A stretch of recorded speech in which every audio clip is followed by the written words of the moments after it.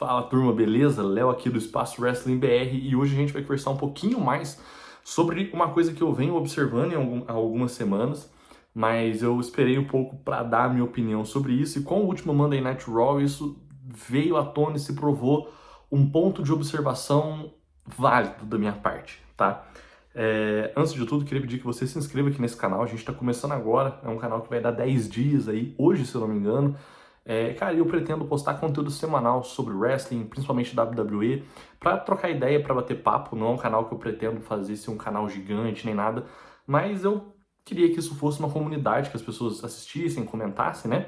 E já tá começando a chegar a gente tá com 12 seguidores aí, muito obrigado a esses inscritos, e espero que venham muitos outros, né? Então, deixe sua curtida, seu comentário aí pra dar uma fortalecida no engajamento, e é isso aí. Vamos direto pro ponto do vídeo, tá? A opinião que eu quis trazer hoje para vocês é uma opinião que pode ser um pouco polêmica, mas eu acho que mesmo com esse pouco tempo de Obafemi no main roster, que deu para observar que a WWE pode estar um pouquinho perdida em como ela vai usar esse cara, tá? Antes de qualquer coisa, a gente tem que definir o que a figura do Obafemi significa. O Oba, ele é um cara que ele vem sendo construído, até por questões de ringue, físicas e de aura, como um arquétipo do monstro, tá? A WWE trabalha com vários arquétipos, né? É o Babyface, que é o mocinho, é o heel, que é o vilão, você tem o Underdog, que é aquele cara que não é tão grande, mas consegue se superar e vencer títulos. Cara, você tem vários arquétipos, né? Que a WWE se utiliza para definir seus personagens e dar a eles camadas, características. Dentro desses personagens existe o arquétipo do monstro. O que é esse cara? Esse cara é aquela figura dominante, aquele cara que causa estrago, aquele cara que quando toca a música dele todo mundo fica em choque, aquele cara que quando aparece na rampa os adversários vão olhar com os olhos arregalados e falar, putz, ai, agora lascou. É aquele cara estilo Brock Lesnar, estilo Goldberg, estilo Big Show em alguns momentos da carreira, o Braun Strowman em alguns momentos da carreira, o próprio Undertaker, Kane, esses caras que são enormes, que lutam bem, que são ameaças reais, né? Existem vários jeitos de você construir esse arquétipo. E frequentemente, né, o pessoal que assiste wrestling deixa uma opinião muito clara. O monstro, ele é ao mesmo tempo um papel que pode elevar muito um lutador, como foi o caso do Brock Lesnar, que foi tipo um dos maiores lutadores do século, e muito por conta dessa aura do monstro que ele trouxe com ele, o Goldberg também. Ao mesmo tempo, esse arquétipo pode afundar totalmente um personagem, um lutador. A gente tem alguns casos aí, eu citei alguns aqui, mas o Ryback, né, recentemente aí, 12, 13 anos atrás, foi enterrado como esse personagem. O Braun Strowman já foi também. O Big Show no final, mais no final da passagem dele também. Enfim, alguns lutadores não conseguiram engajar, não conseguiram engatar com esse arquétipo.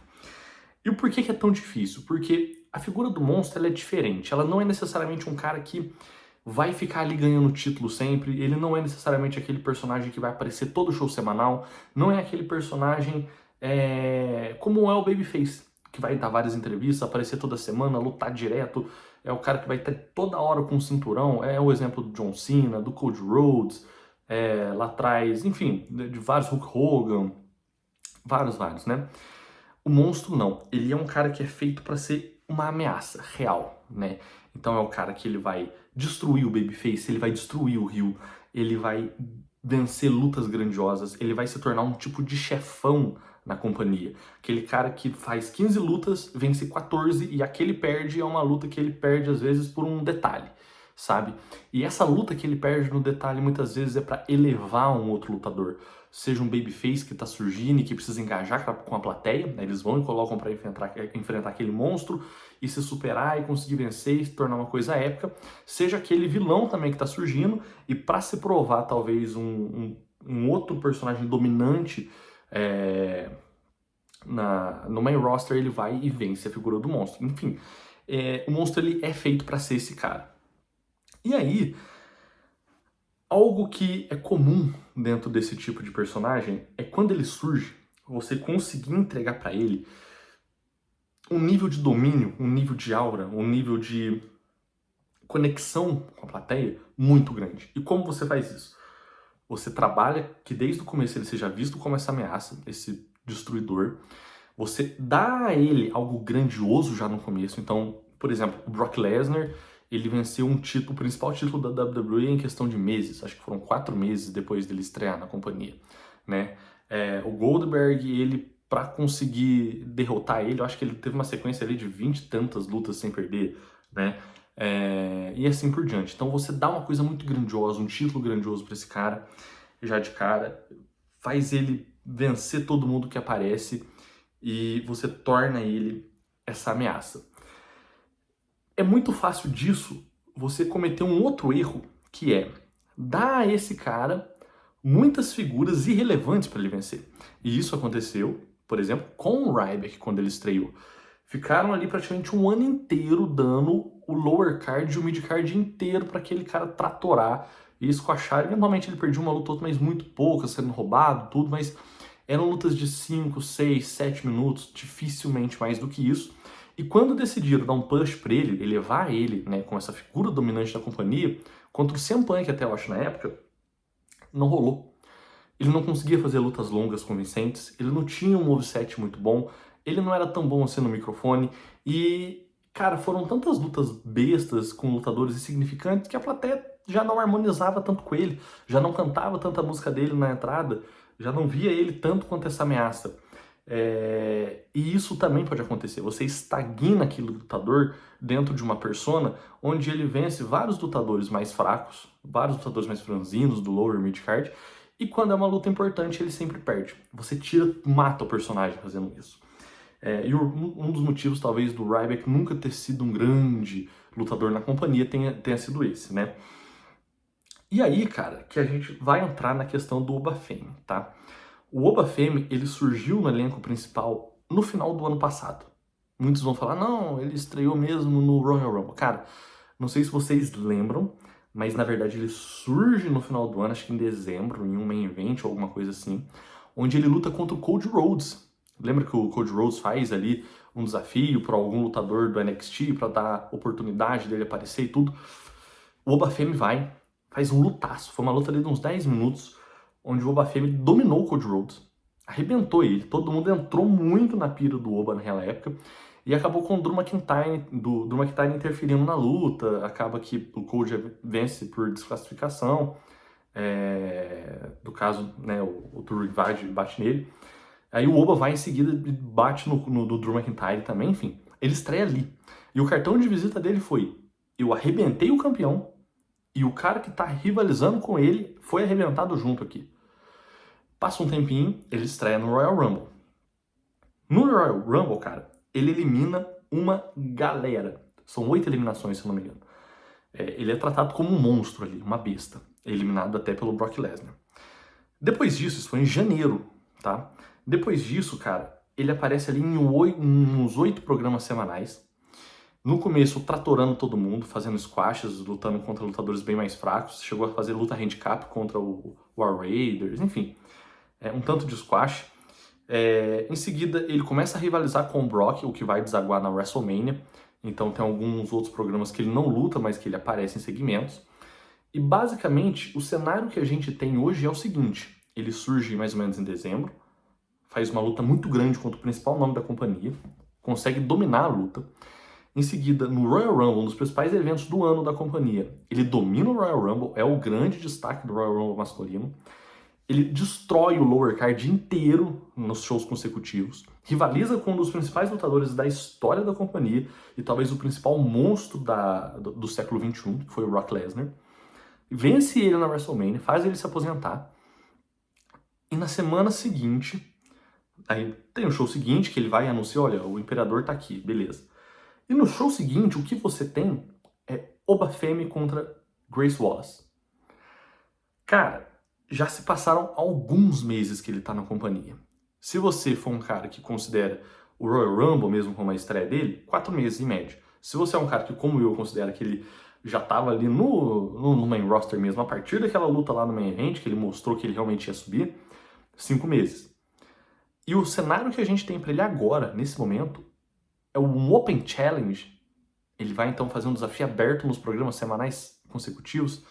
Ou seja, deve aparecer outros lutadores ali de mid-card pra lutar contra ele. Um lutador do main roster ali, dos títulos principais. Ele não vai entrar no Open Challenge contra o Obafemi, porque não faz nem muito sentido. Cara, me parece um booking um pouco perigoso. Porque, na real, o que a gente passa até aqui é pelo menos algumas semanas a mais com o Obafemi squashando. Tendo luta de 2, 3 minutos, lutas insignificantes. Isso pode fazer que ele perca um pouquinho de aura, porque parece muito legal você pegar e ver o Obafemi arrebentar o Grace Wallace em 2 minutos. É muito divertido, é divertido mesmo. Mas isso a longo prazo, a médio prazo, tem um efeito negativo. Passa a ficar sem graça, monótono. Então, assim, na minha opinião, passa a ser um pequeno problema. Eu acredito que, para mim, o teto de vidro, o grande problema, no caso do Obafemi, no caso do Booking, tem sido não ter uma field, né, uma field de transição. Então, só pra gente fazer um comparativo, até anotei aqui pra eu não me perder, mas quando o Gunther subiu pro main roster, o Gunther, que é um lutador extremamente dominante e tudo mais, ele teve alguns momentos ali de squash, porém ele não ficou nisso. Em pouquíssimo tempo, em uns 2 meses mais ou menos que ele tava no main roster, deram pra ele o Sheamus, ele vence o Sheamus no Clash in the Castle, ele valida a sua persona enquanto um cara absolutamente dominante, porque o Sheamus, ele é um jobber, mas ele é um jobber um pouco maior, né? Ele é um cara que vence muitas lutas também, então você vencer o Sheamus é sempre bom, um cara grandão, clássico, cara grande na companhia. E aí em seguida ele já vai para cenários de título, o Gunther, né? Então ele não fica ali 5, 4 meses squashando um tanto de personagem aleatório, não. Ele já se propõe enquanto um lutador que vai ser muito grande, e a gente viu o que aconteceu. O Gunther hoje é um dos lutadores mais dominantes da companhia, né? Então, assim, essa field de transição precisa vir. E eu acho que esse é o momento, talvez, da gente pensar numa figura com mais relevância, com mais poderio, como, por exemplo, um Drew McIntyre da vida. O que também poderia ser um problema, tá? Porque o Drew McIntyre, cara, é um lutador muito bom, muito bem quisto do público. Eu gosto muito dele até. E você tacar ele mais uma rivalidade que ele vai perder, putz, o que o Drew McIntyre vem perdendo de rivalidade nos últimos 2 anos não tá escrito, é um desperdício. Mas é um desperdício que nesse caso faria um pouco mais de sentido, é um sacrifício talvez necessário. Você pegar um cara grande na companhia, um cara muito forte, um cara potente, que é capaz de entregar ótimas lutas e fazer o Obafemi trabalhar no ringue, né? Ter lutas ali de 10, 15 minutos, onde ele tenha risco real de perder durante a partida e mesmo assim vencer. E se provar, falar, olha, pronto, tá aí, venci o Drew McIntyre. O cara que é 3 vezes, né, 3 ou 4 vezes campeão da WWE, campeão peso pesado, tudo. É uma opção, tá? E, cara, eu acho que isso é fundamental. No Backlash, talvez isso já seria um momento de acontecer, né? Isso precisa acontecer. Porque nesse ponto, cara, 4, 5 meses depois da subida do Obafemi, todo mundo sabe que ele é muito forte. Todo mundo já viu isso. Todo mundo sabe que no ringue ele é rápido. Todo mundo já viu ele dando golpes rápidos ali no ringue. Todo mundo sabe que ele tem aura. Ele já tá aqui. A galera já entendeu isso, ele já construiu isso no imaginário popular. Agora, como isso se converte em, na prática, ele ser um lutador com apelo com o público? Fazendo fields grandes, né? Uma field vencida contra um Drew McIntyre da vida pode significar uma oportunidade ali um pouco mais na frente por um cinturão maior. Nesse momento, os 2 cinturões que estão no Raw, são o Intercontinental e o Peso Pesado, já estão ocupados e já estão com uma storyline traçada, né? O Intercontinental tá com o Penta, que tá fazendo aquelas lutas ali e fazendo uma storyline com o Rusev, o Ethan Page agora, né, e o Javon Evans. E o Peso Pesado está com ali o Roman Reigns com a Bloodline, agora fazendo essa feud com o Jacob Fatu, com a presença ali do Sol Sikoa comendo pelas bordas. Então, assim, eu acho que não dá pra ele entrar nesses dois universos agora, porque eu acho que ia embananar muito, ia ficar muito misturado. Mas você dá um tempo, finalizar um pouquinho essas storylines, enquanto isso dá uma feud grande pro Obafemi, pra quando ele finalizar essa feud grande, talvez no Backlash, ele ter a oportunidade de escalonar pra um título. E já tá na hora. Pra quem tá falando que o Oba é forçado, cara, 5 meses praticamente no main roster, vencendo tudo, dizimando o lower card e mid card, vencendo o Brock Lesnar, fazendo luta contra Cody Rhodes, se provando um lutador absurdo, ganhando apelo do público, irmão, já tá na hora, tá? A média de tempo de um lutador desse tipo conquistar um título é até menor do que o Oba tá tendo. Então, acho que tá na hora. Penso que a WWE pode estar falhando nessa construção de book, mas acho que ainda tem bastante, tem tempo tranquilo para eles resgatarem isso. Mas eles precisam fazer. Eles precisam pôr a bala na agulha. Eles precisam soltar o cinto e deixar o cara fazer um voo maior, tá? Isso tem que, na minha opinião, ser dentro desse próximo mês. Isso vai ser decisivo. Não dá pra, dentro do próximo mês, ele ficar fazendo Open Challenge vencendo Lower Mid Carder o tempo inteiro. Não dá. Isso já deu, cara. O pessoal já entendeu que ele é pica. Vamos fazer coisas maiores agora. Mas enfim, é só minha opinião, queria deixar esse debate aqui, você comenta o que você acha, se você concorda ou não, se inscreve, deixa sua curtida por favor, isso vai fortalecer o trabalho aqui, e é isso, até a próxima, valeu!